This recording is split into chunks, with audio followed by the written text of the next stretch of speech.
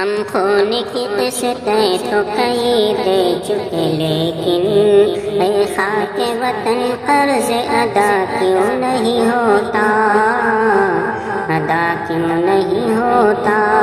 اے خاک وطن اب تو وفاؤں کا صلہ دے، میں ٹوٹتی سانسوں کی فصیلوں پہ کھڑا ہوں، پھر دیار ہند کو آباد کرنے کے لیے جھوم کر اٹھو وطن آزاد کرنے کے لیے، نہ ہوگا آئے گا خون شہیدان وطن ہرگز، یہی سرخی بنے گی ایک دن عنوان آزادی، لہو وطن کے شہیدوں کا رنگ لایا ہے، اچھل رہا ہے زمانے میں نام آزادی،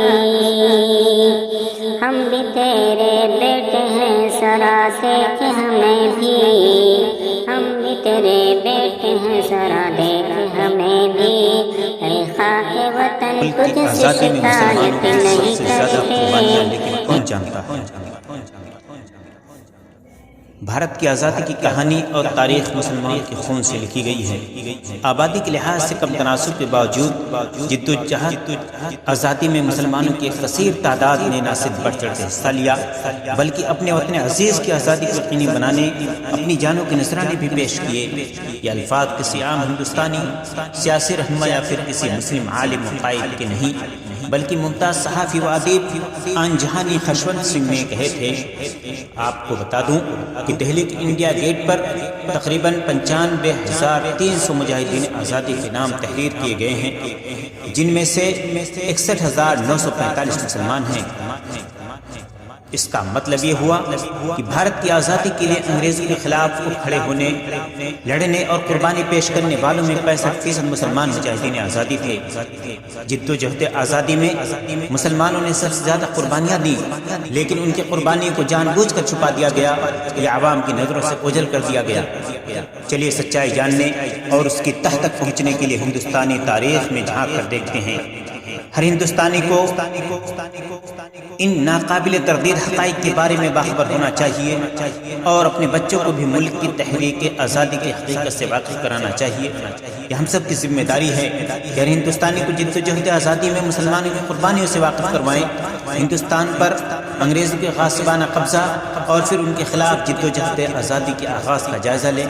یہ حقیقت سامنے آتی ہے کہ پہلی جدوجہد آزادی حیدر علی اور ان کے فرزند ٹیپو سلطان نے 1780 عیسوی میں شروع کی اور 1790 عیسوی میں پہلی مرتبہ فوجی استعمال کے لیے حیدر علی اور ٹیپو سلطان نے میسوری ساختہ رائفلز کو بڑی کامیابی سے نصب کیا۔ حیدر علی اور ان کے بہادر فرزند نے 1780 عیسوی اور 1790 عیسوی میں برطانوی حملہ آور کے خلاف راکٹیں اور توپ کا مؤثر طور پر استعمال کیا۔ ہندوستان میں ہر کوئی جانتا ہے کہ رانی جھانسی نے اپنی متمنہ فرزند کے لیے سلطنت حکمرانی کے حصول کی خاطر لڑائی لڑی، لیکن ہم سے کتنے لوگ یہ نہیں جانتے، یہ جانتے ہیں کہ بیگم حضرت محل پہلی جنگ آزادی کی گمنام ہیروئن تھی، جنہوں نے برطانوی chief commissioner sir Henry lance کو خوف و دہشت میں مبتلا کر دیا تھا اور 30 جون 1857 عیسوی کو چنپاٹ کے مقام پر فیصلہ کن جنگ میں انگریزی فوج کے شرمناک شکست سے دوچار کیا تھا۔ کیا آپ جانتے ہیں کہ بھارت کی پہلی جنگ عظیم کو کس نے منظم کیا تھا اور اس کی قیادت کس نے کی تھی؟ اس کا جواب مولوی احمداللہ شاہ ہے، جنہوں نے ملک میں پہلی جنگ آزادی منظم کی تھی۔ جدوجہد آزادی میں بے شمار مجاہدین آزادی نے اپنی زندگیوں کا نذرانہ پیش کیا، جن میں 90% مسلمان مجاہدین آزادی تھے۔ برطانوی راج کے خلاف سازش کے الزام میں اشفاق اللہ خان کو پھانسی دی گئی۔ اسی طرح وہ انگریزی حکومت کے خلاف جدوجہد کی پاداش میں پھانسی پر چڑھا دیے جانے والے پہلے مجاہد آزادی بن گئے۔ جس وقت اشفاق اللہ خان کو پھانسی دی گئی اس وقت ان کی عمر صرف 27 سال تھی۔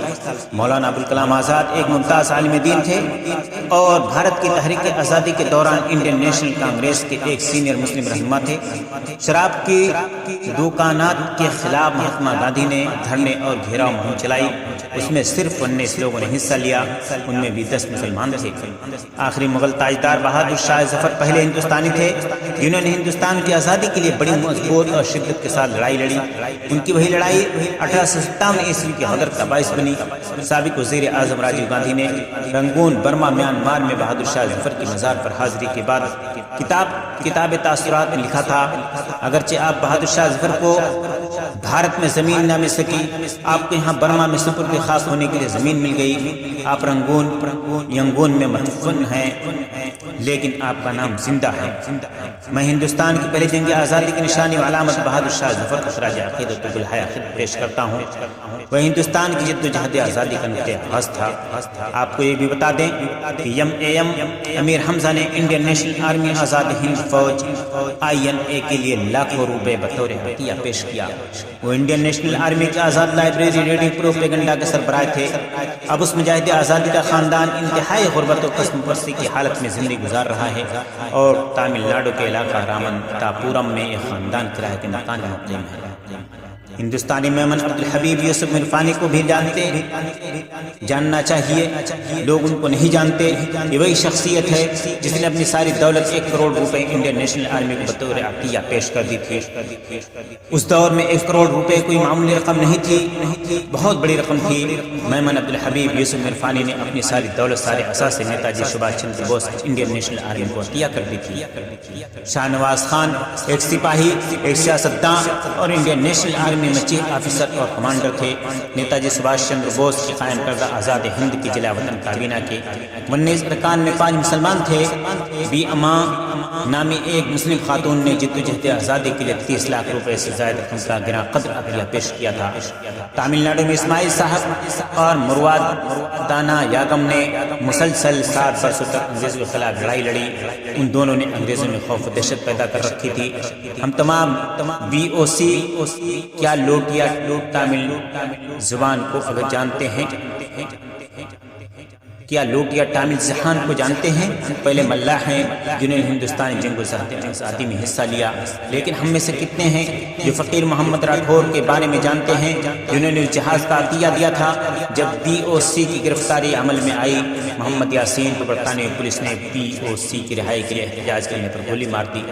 تریپورہ کلارن کوڈی کٹی کمارن نے ہندوستان کی تحریک آزادی میں حصہ لیا۔ کمارن کے ساتھ دیگر 7 کو گرفتار کیا گیا، وہ تمام کے تمام مسلمان تھے، جن کے نام یہ ہیں عبداللطیف، اکبر علی، محی الدین خان، عبدالرحیم، باؤ صاحب، عبداللطیف اور شیخ بابا صاحب۔ کوئی بھی مسلم مجاہدین آزادی کی تحریک آزادی میں قربانیوں پر ہزاروں صفحات تحریر کر سکتا ہے، لیکن بدقسمتی سے فرقہ پرست انتہا پسند فاشسٹ طاقتوں نے سچائی و حقیقت کو عام ہندوستانی کی نظر سے چھپائے رکھا اور اس پر ہی اکتفا نہیں کیا، بلکہ ہندوستان کی تاریخ کی کتب میں تاریخ کو مسخ کر کے پیش کیا گیا۔ حقیقت یہ ہے کہ اردو کے حصول کی خاطر اور عوام کو منقسم کرنے تاریخ کو توڑ مروڑ کر اثر نو قلم بند کیا گیا۔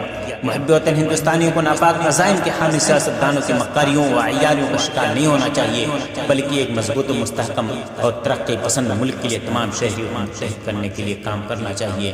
اللہ رب العالمین سے دعا کہ العالمین تمام لوگوں کو متحد و متفق کر دے، اور یہ پیام کسی سیاسی جماعت کی تائید و حمایت میں نہیں ہے، بلکہ ہندو اور مسلمانوں کو متحد کرنے کے مقصد سے اس کالن نے لکھا تھا، اسی کو میں نے آپ کے سامنے پیش کیا۔ العالمین ہمیں اپنے وطن معلوف میں تمام لوگوں کو متحد و متفق کرنے والا بنائے، آمین۔